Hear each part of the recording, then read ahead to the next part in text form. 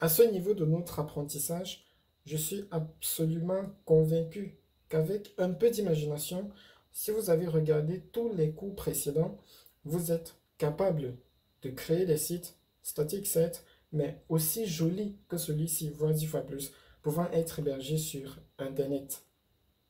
Cela dit, votre site sera joli sur votre écran, celui que vous avez utilisé pour le développer. Mais qu'en est-il des autres écrans? Est-ce qu'avec mes 22 pouces, je vais voir un site toujours aussi joli? Est-ce que celui qui a un écran de 14 pouces verra un site toujours aussi joli? Vient ensuite les téléphones mobiles. Qu'en est-il de ceux qui surfent avec leur smartphone? Est-ce que votre site aura le même interface? Va donc se poser le problème de responsivité des sites web.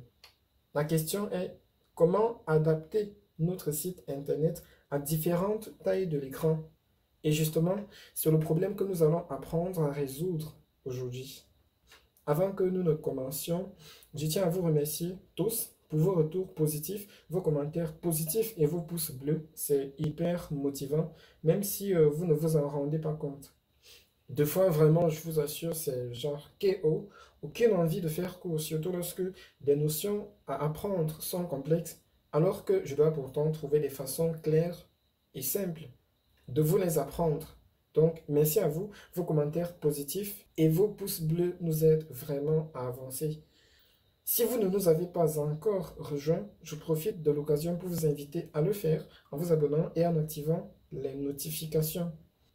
Alors, pour corriger ce problème de responsivité des sites web, nous allons utiliser les Media Queries. Que sont les Media Queries? Eh bien, en quelque sorte, ce sont des styles conditionnels.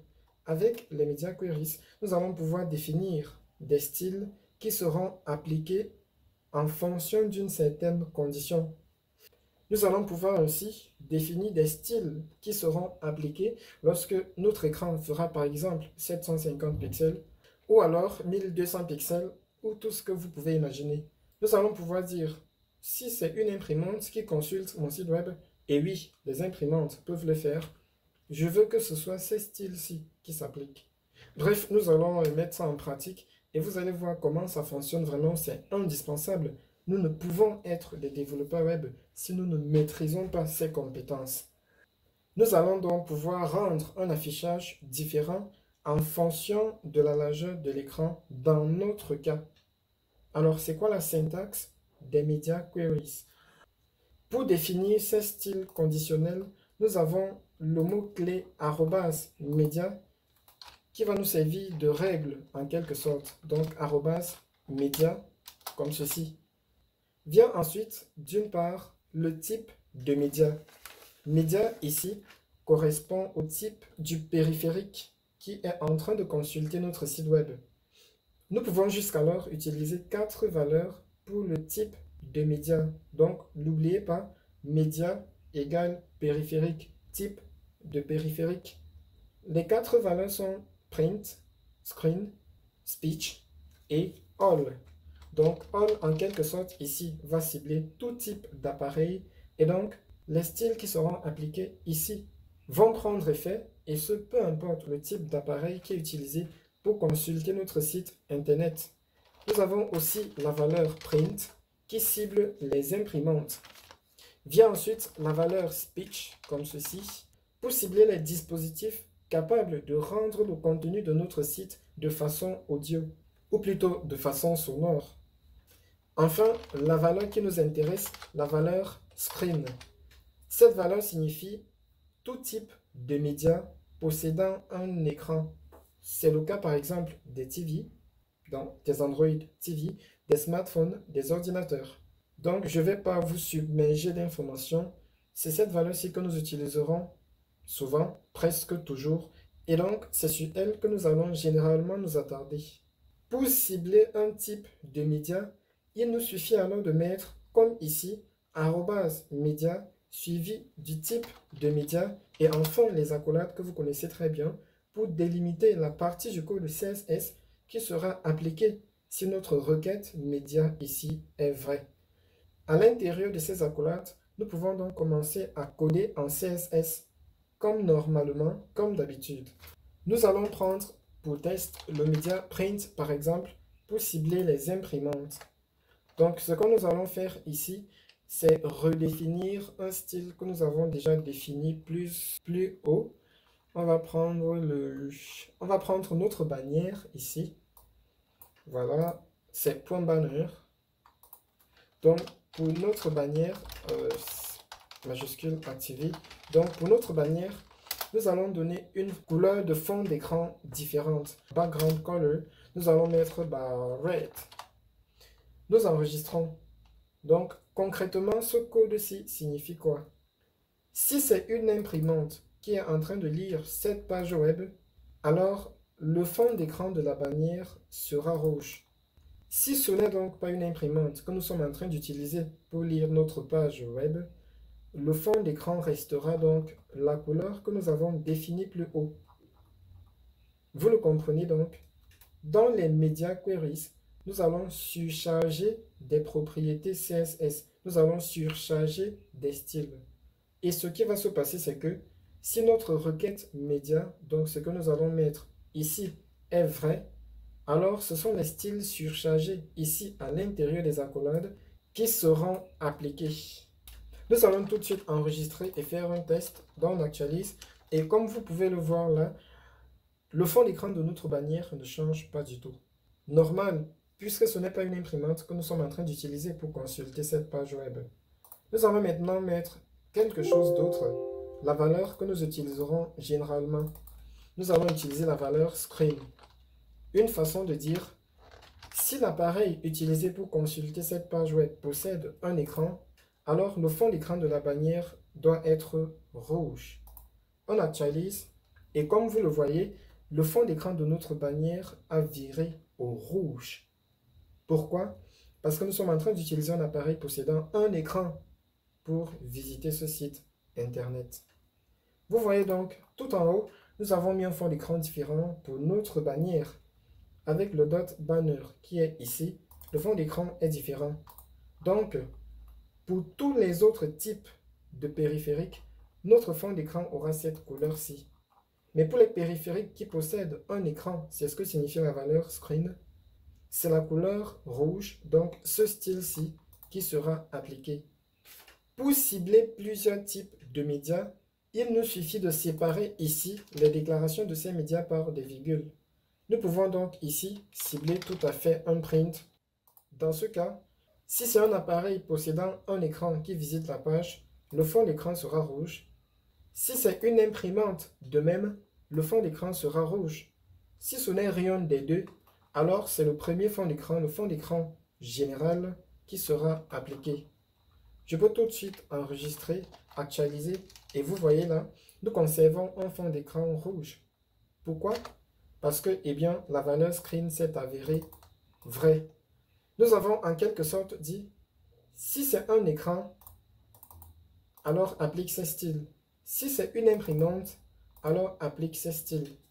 C'est plus court que de faire @mediascreen.banner background color red et ensuite réécrire en bas encore @mediaprint plutôt et ensuite .banner background color red.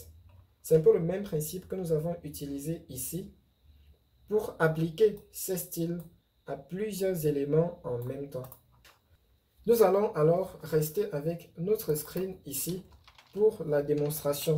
C'est généralement la valeur que nous allons utiliser car nous allons nous en foutre du fait que ce soit une imprimante ou bien une TV ou bien un ordinateur ou un téléphone. Ce qui va nous intéresser pour le responsive design, ça va être tout simplement la largeur de la zone d'affichage. Tout simplement, nous n'avons pas besoin de plus.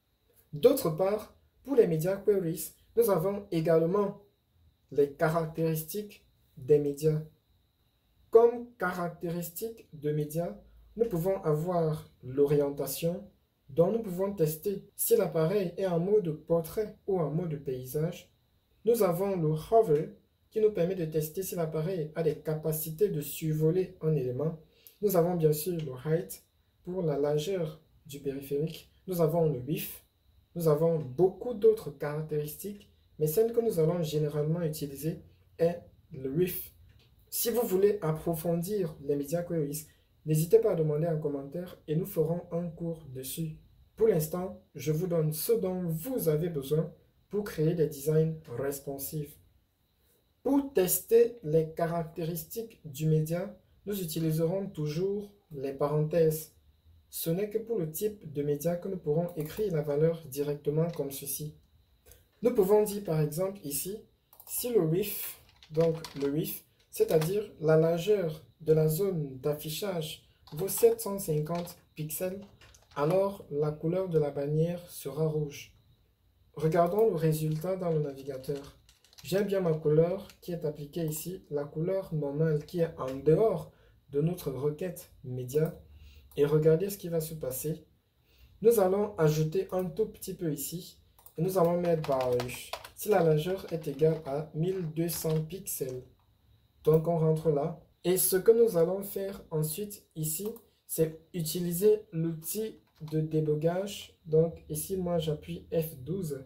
Ce n'est pas l'objet du cours, j'utilise ça juste pour vous montrer. Eh bien, nous pouvons utiliser l'outil de débogage pour fixer la largeur et la hauteur de la zone d'affichage. Ici, nous allons mettre 1200 pixels et regardez, à 1200 pixels, la couleur de notre bannière est rouge.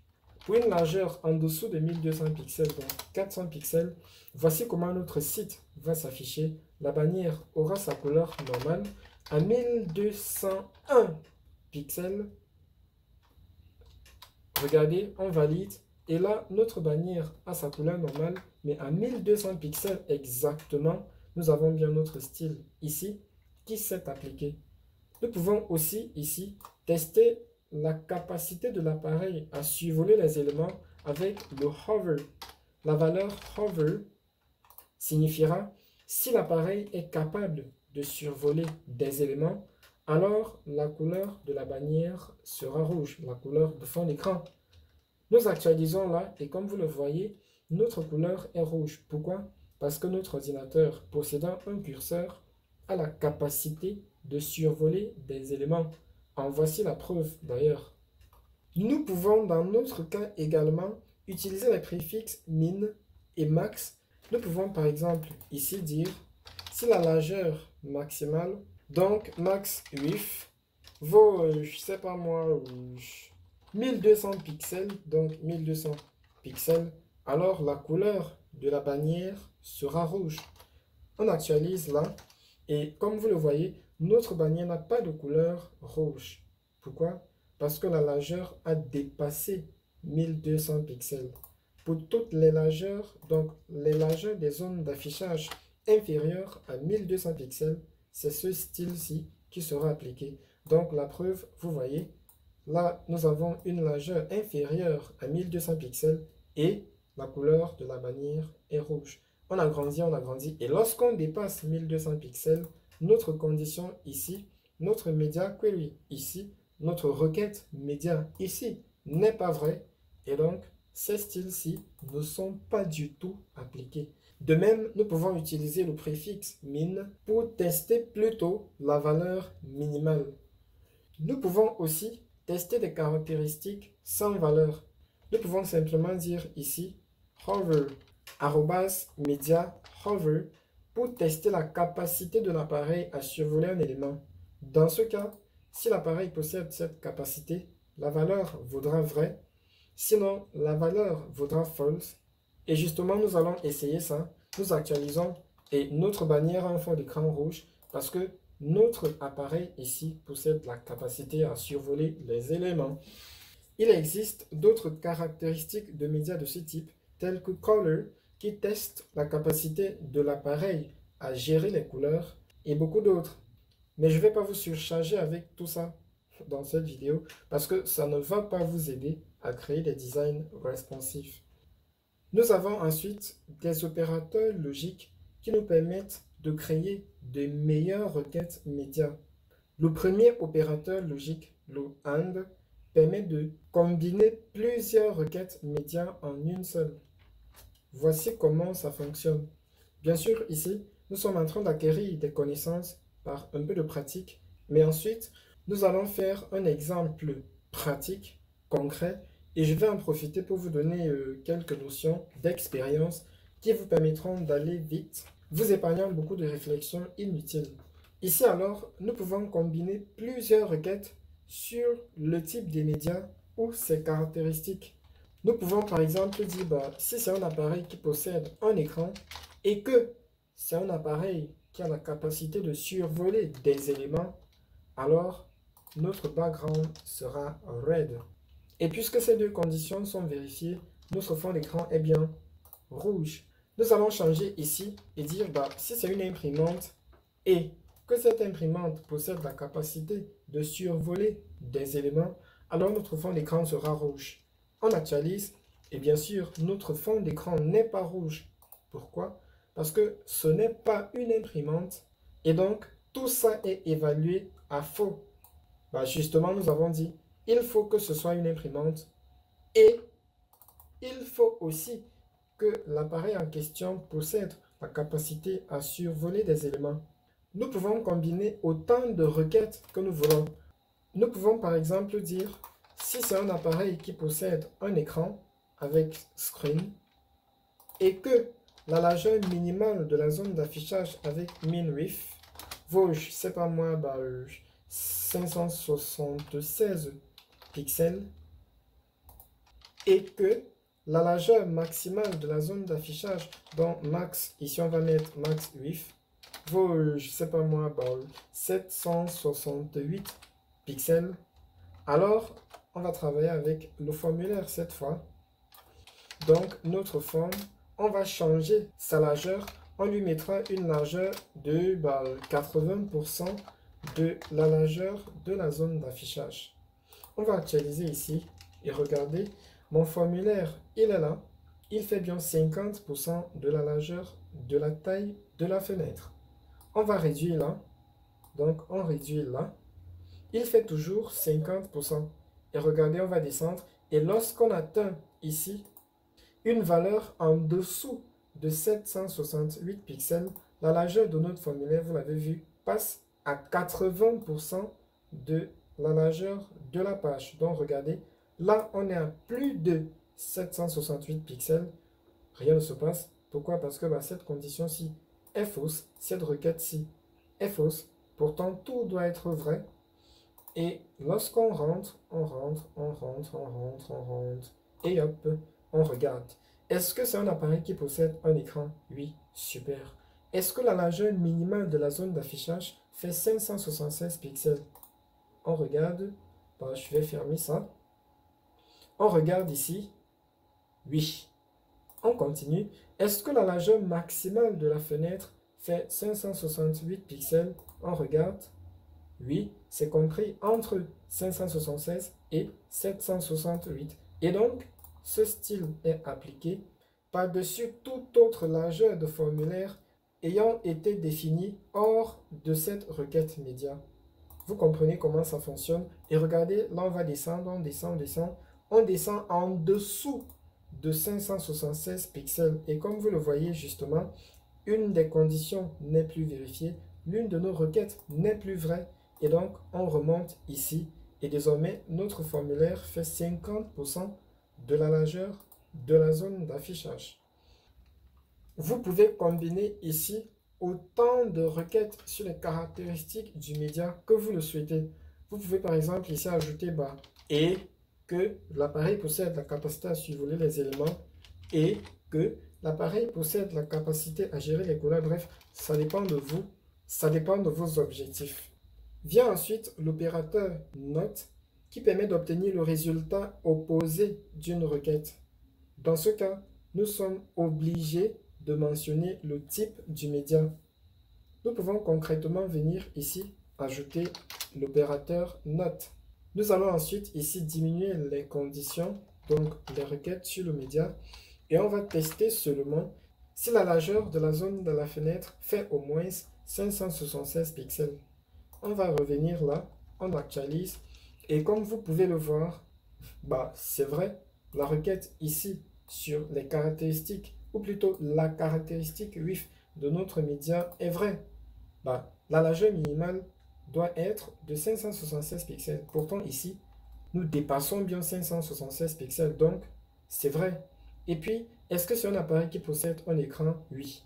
Donc, C'est vrai, notre requête ici vaut vrai, mais la valeur note va venir inverser le résultat de cette requête. Elle va donc devenir fausse. Et c'est pour ça que notre formulaire ne passera pas à 80% de la largeur de la page, mais restera bien à 50%. Dans la spécification de niveau 4 des Media Queries, nous pouvons utiliser ici le note sur une caractéristique de média pour tester si l'appareil possède cette caractéristique. Nous avons aussi l'opérateur logique only ici qui permet de vérifier si l'intégralité de la requête est vérifiée. C'est une valeur généralement utilisée pour régler les problèmes de compatibilité. Certains anciens navigateurs vont lire ici @mediascreen et vont directement appliquer ici les styles même si les autres conditions sont fausses. Eh bien, on va utiliser only ici pour obliger ces anciens navigateurs à vérifier absolument toutes les requêtes de notre media query. Nous pouvons donc très bien ici mettre only screen and min width 776 pixels. Bien sûr, ça va marcher parce que ça règle le problème de compatibilité. Nous allons ensuite travailler sur ces images-ci parce que regardez, lorsqu'on diminue là, ça devient hyper bizarre. Nous allons appliquer ensuite simplement nos connaissances que nous sommes en train d'acquérir ici sur ces images afin de faire un truc responsif. Vous allez gagner en compétences, je vous l'assure. Nous avons enfin comme opérateur logique la virgule. La virgule nous permet de combiner plusieurs requêtes en une. Cette fois-ci, la différence avec le AND, c'est que notre requête entière vaudra vrai si l'une des sous-requêtes vaut vrai. Nous avons déjà utilisé ça pour sélectionner plusieurs types de médias en même temps. Nous pouvons donc venir ici, par application, dire si le média c'est l'écran, on va supprimer ce only et que la largeur minimale fait 776 pixels, c'est bon. Sinon, si c'est un appareil possédant un écran de même avec screen et que on va mettre le AND, cette fois-ci on va travailler sur, je sais pas moi, la capacité à survoler les éléments. Donc, et que le hover, alors c'est aussi bon. Donc, on enregistre là. Regardez bien ce qui va se passer. Là, on actualise, on actualise. Bien sûr, on reste ici avec 80%. Pourquoi? Parce que c'est un écran et que la taille de la fenêtre fait au moins 576 pixels. Cette fois-ci, on va faire en sorte que la taille de la fenêtre fasse moins de 576 pixels. On va donc diminuer. Là, on a moins de 576 pixels. Dans ce cas, comme tout à l'heure, la largeur de notre formulaire, regardez ici, devait faire 50%. Mais la largeur reste à 80%. Pourquoi? Parce qu'il y a aussi cette requête qui est vérifiée. Nous sommes bien sur un appareil possédant un écran et qui possède la capacité à survoler des éléments. Donc, cette condition-ci vaut vrai. Et puisque vrai pour une seule des sous-requêtes séparées par des virgules ici signifie application des styles, et bien notre formulaire reste tout simplement à 80%. Nous pouvons mettre autant de sous-requêtes que nous le souhaitons. Ici, ça fonctionne exactement comme les sélecteurs que nous avons appris ici. Appliquer ce style à ce sélecteur-ci lorsqu'il est présent, à celui-ci lorsqu'il est présent, à celui-là, et bref, vous l'avez compris. Nous allons donc supprimer ceci et revenir à un code normal. Super.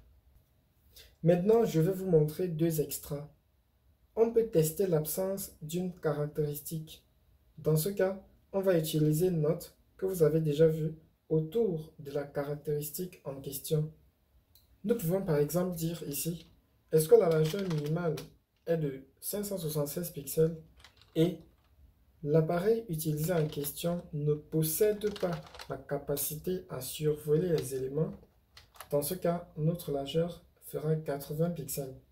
Cette expression-ci signifie ne possède pas la capacité à survoler un élément. Dans le cas où l'appareil, justement, ne possède pas la capacité à survoler un élément, cette expression renverra vrai. Cette requête média renverra vrai. Et si l'appareil possède cette qualité, cette requête renverra faux, tout simplement. Je reprends. Cette expression signifie ne possède pas la capacité à survoler un élément. Si effectivement l'appareil ne possède pas cette capacité, alors notre requête vaut vrai. Et dans le cas contraire, notre requête est fausse. Cette ligne-ci signifie donc l'appareil possède un écran et la largeur minimale de la zone d'affichage est de 776 pixels et l'appareil ne possède pas la capacité à survoler un élément. On enregistre, bien sûr, on va actualiser. Et comme vous pouvez le voir, notre style ne s'applique pas. Notre formulaire est passé à 50%, comme ici. Pourquoi? Parce que ici, c'est faux. L'appareil ne possède pas la capacité à survoler les éléments. Bah, c'est faux, parce que notre appareil, elle possède cette qualité. Et cette expression-ci, cette requête-ci, qui n'est pas vraie, suffit à discréditer l'ensemble de notre requête média. C'est ainsi que fonctionne l'opérateur logique AND. Un exemple simple. Je veux manger et des nouilles et de la pizza. S'il n'y a que des nouilles, ça ne m'arrange pas.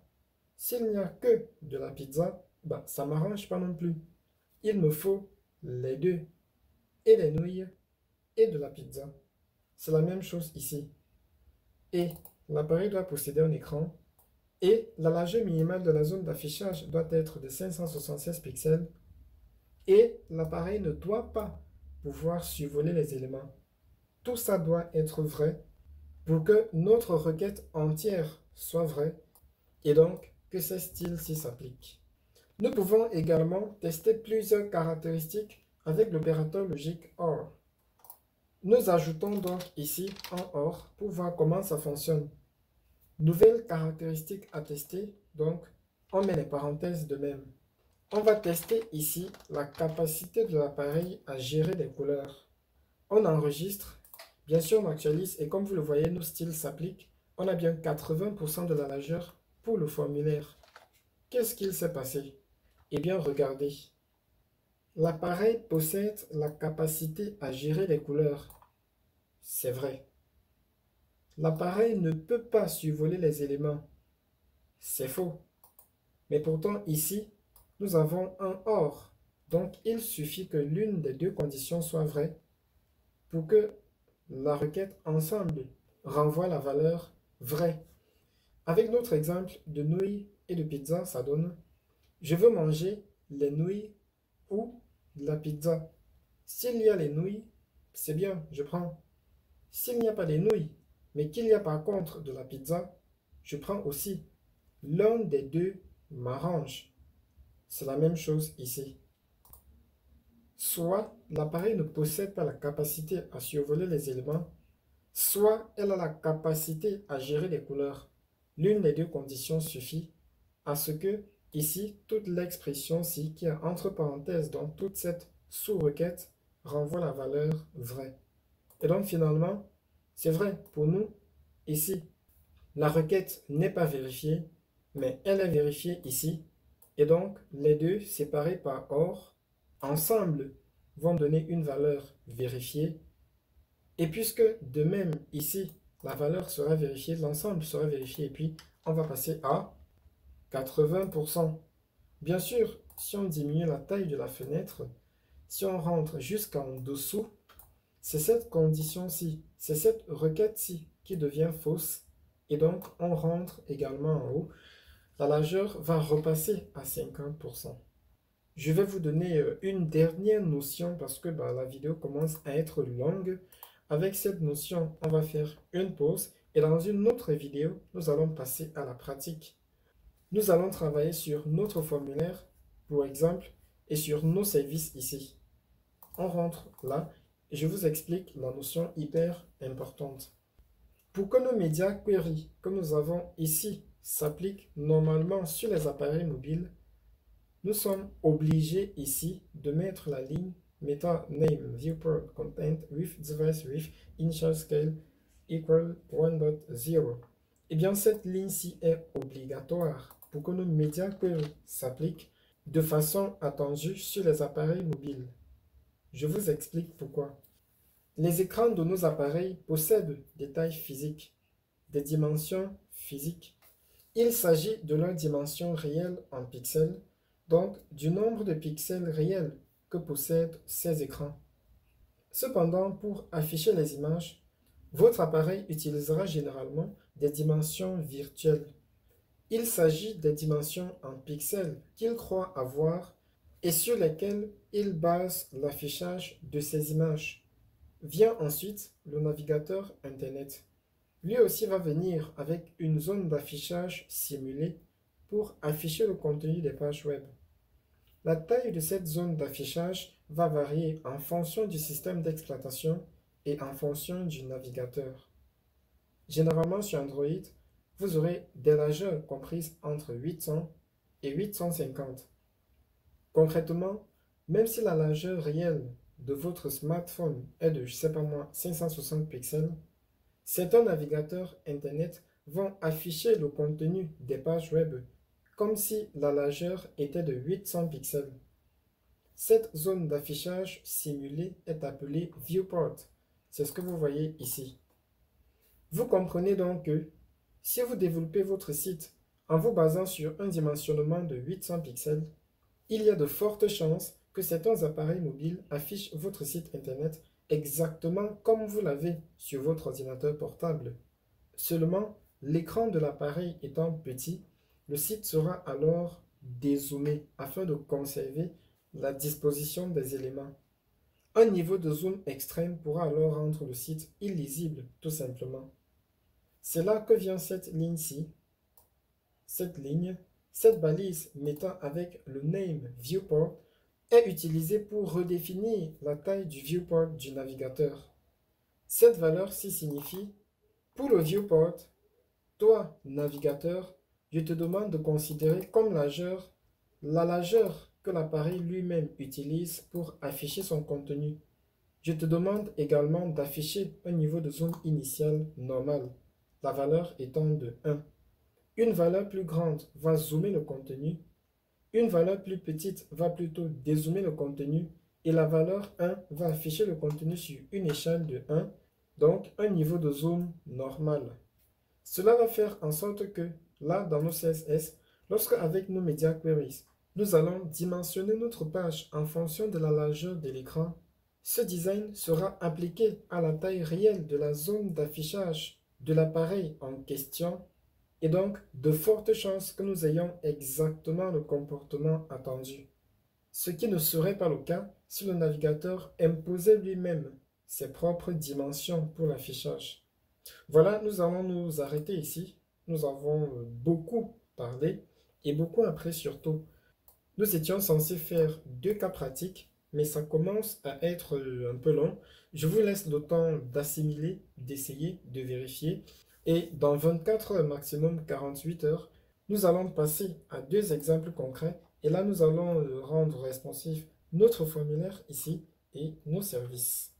Je vous assure, vous y gagnerez en expérience et il y a toujours de nouvelles choses que vous allez apprendre dans ce cours. Donc, n'hésitez pas à vous abonner si pas encore et d'activer les notifications pour ne pas manquer ce cours qui certainement consolidera les connaissances que nous avons acquises aujourd'hui. Merci de laisser un commentaire positif, un pouce bleu. N'hésitez pas à simuler les différentes possibilités que je vous ai données. N'hésitez pas à vous amuser. Faites du grand n'importe quoi. Et je peux vous assurer que ça ne vous servira pas à rien. Au contraire, vous gagnerez inconsciemment en compréhension en attendant le prochain cours où nous gagnerons en expérience. Je vous dis à très bientôt et je vous souhaite d'atteindre vos objectifs en programmation web.